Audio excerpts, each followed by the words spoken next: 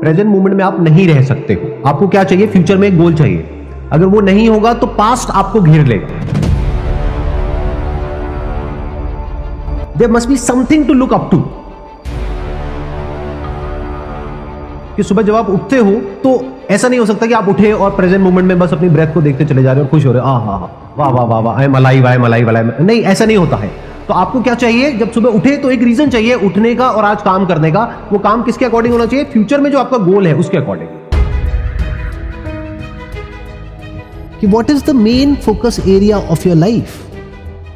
कुछ चाहिए, जितना चाहिए उससे ज्यादा आएगा आपके पास में अगर आप में दम है तो, बट उसमें मेहनत लगती है, उसमें एफर्ट लगता है। तो शॉर्टकट क्या है? इसकी बात ही मत करो, सीधा बात करो, बड़ा सोचो। और लॉ ऑफ अट्रैक्शन कितना सही हो गया ना उन लोगों के लिए जिनको आपको यूज करना है, उनके लिए कितना सही हो गया। सेकंड एस्पेक्ट इज कि अपने आप से ये सच बोलो कि अगर आप कोई काम कर रहे हो या एफर्ट कर रहे हो और वो नहीं हो पा रहा है या वहां पे रिजल्ट नहीं मिल रहा है तो फालतू की बातें नहीं करनी है। सिंपल अपने आप को ये बोलना है कि अभी मैं डिजर्विंग नहीं, I don't deserve it. The day I deserve it I will get it. जितना डिजर्व करूंगा उतना मिल जाएगा, अपने आप मिलेगा। हाँ, वो डिजर्विंग बनने के लिए कुछ सेक्रीफाइसेस देने पड़ सकते हैं। तो क्या वो सेक्रीफाइसेस में देने के लिए तैयार हूं या नहीं हूं? जहां पे तीसरी लेयर आ गई, एक्चुअल में समझना पड़ेगा कि उस रिजल्ट को अचीव करने के लिए क्या करना है, क्या सेक्रीफाइसेस देने हैं, कितना पेन सहना है, क्या उस पेन को सहने के लिए तैयार हो, या फिर थियोरेटिकली तो तैयार हो कि हाँ मैं सह लूंगी उस पेन को, लेकिन जब सहने की बारी आती है तब हम प्रोक्रेस्टिनेट कर देते हैं। आज नहीं सहूंगी, कल सहूंगी, और वो कल कभी आता ही नहीं है। यानी आज नहीं पढ़ूंगी 8 घंटे, कल पढ़ूंगी, और वो कल कभी आता ही नहीं है। वो कल आता है एग्जाम से 1 हफ्ता पहले। ऐसे तो नहीं होने वाला। तो सच बोलो अपने आप से कि जो भी आपका बड़ा गोल है जिसको आप अचीव करना चाहते हो उसको ब्रेक डाउन कर दो स्मॉलेस्ट पॉसिबल गोल में। जब तक वो गोल अचीव नहीं होता है तब तक आपको इम्पेशेंस चाहिए, ताकि आप फटाफट हसल करो, चेंजेस लाओ, अलग अलग चीजें ट्राई करो। कभी ये किया, कभी वो किया, कभी वो किया। You must be impatient. Hop करो फटाफट। ये नहीं हो रहा तो वो करके देखो, वो नहीं हो रहा तो वो करके देखो, इसको अलग तरीके से करके देखो, फिर ये देखो, फिर वो देखो। बुरा वक्त आए तो उसके लिए पूरी तरीके से तैयार हो जाओ, तो झटका नहीं लगेगा, इमोशंस में उथल पुथल नहीं होगी। आप चाहे जॉब में हो चाहे बिजनेस में हो, अगर आपके पास में अगले 1 साल की या 2 साल की सेविंग्स हैं तो इतना बड़ा झटका नहीं लगेगा। जितना बड़ा तब लगेगा जब आपके सर पे कर्जा है, घर का लोन, गाड़ी का लोन, इसका लोन, उसका लोन, और जॉब भी चली गई। इसे बोलते हैं झटका। अब होएगा इमोशंस में उथल पुथल। ये क्या है? Lack of planning, lack of understanding of the future. But जहां थोड़ा सा भी कुछ हुआ, अब आपको पता है थोड़ा हो गया ना, अब कुछ बड़ा भी हो सकता है। अब तो अपना सब कुछ लगा देना है उसके अंदर। अब ऐसा है कि आपने कहीं कुआं खोदना शुरू किया और पानी निकलना शुरू हो गया है। अब बैकअप का क्या करोगे? अब तो कंफर्म्ड हो गया ना कि यहां पे पानी है। अब तो उसको खोदते रहना है ताकि और पानी निकले। बैकअप प्लान की जरूरत तब तक होती है जब तक कि आप हवा में हो। जब पैर जमीन पर है तो बैकअप प्लान की कोई जरूरत नहीं है। जैसे सर्कस में होता है कि अगर नीचे गिरे तो नेट है, तो नेट क्या है? बैकअप प्लान है। क्यों है? क्योंकि आप हवा में लटक रहे हो। तो जब तक हवा में हो बैकअप प्लान चाहिए, क्योंकि गिरे तो मर जाओगे। अब जब जमीन पे हो और गिर गए, उसके लिए क्या बैकअप प्लान है? पैदल चल रहे हो, उसके लिए क्या बैकअप प्लान है? आया पकड़ में?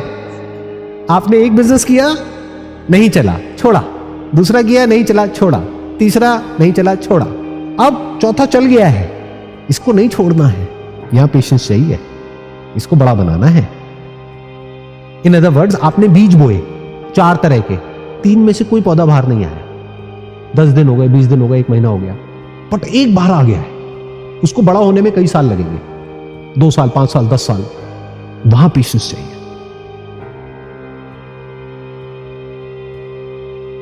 हिम्मत रखिए, ऐसे लोगों की कहानियां पढ़िए जो बिल्कुल उसी सिचुएशन में थे जिस सिचुएशन में अभी आप हैं। प्रॉब्लम है, कोई बात नहीं, वहां से ध्यान हटाइए। जो आपके अंदर अच्छा है, यूनिक है।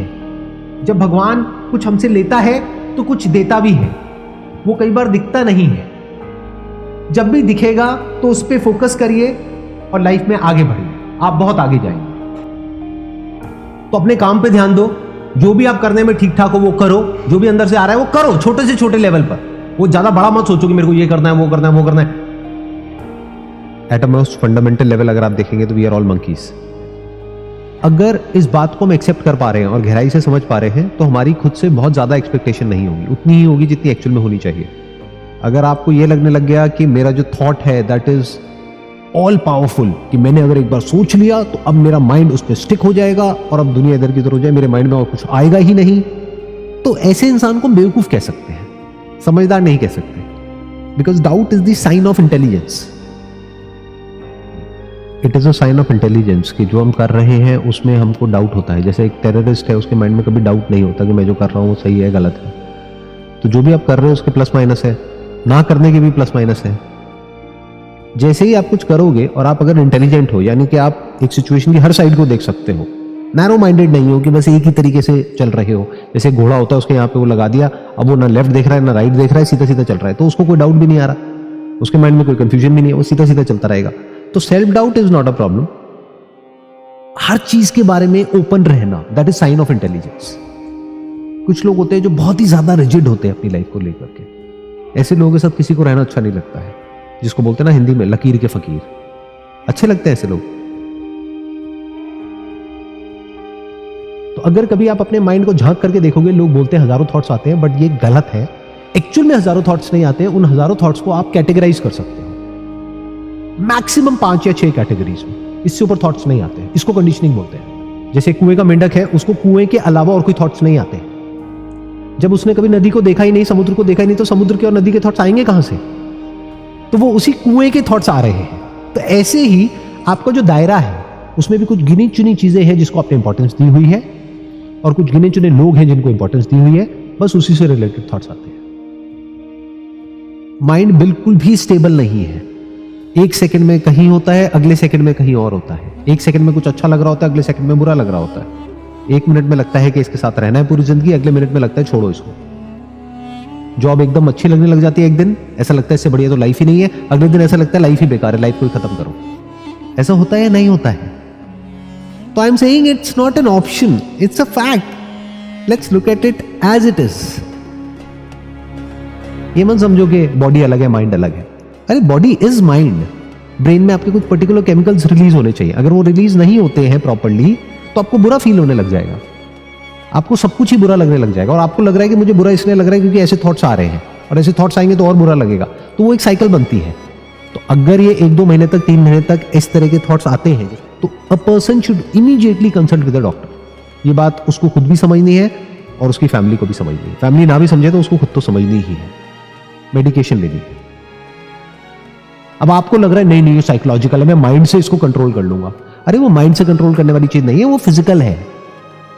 उसके लिए दवाई की जरूरत है आपको, तब वो ठीक होगा।